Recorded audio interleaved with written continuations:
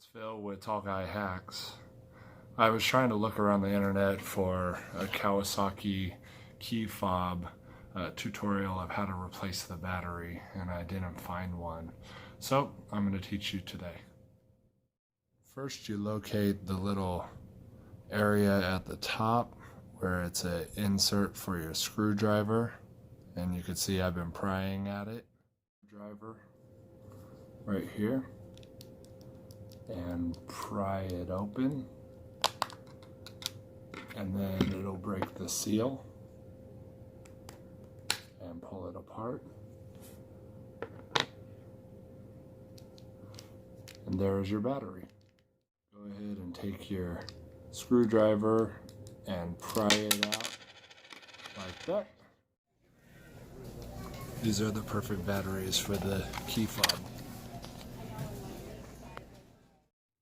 Make sure the orientation of the battery is the bottom side up when you insert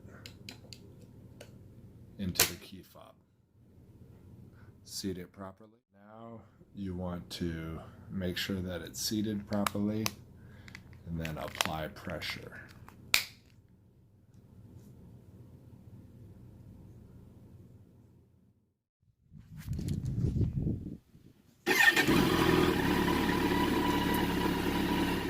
Today you learned how to remove the cover from your KIPASS key fob and replace the battery.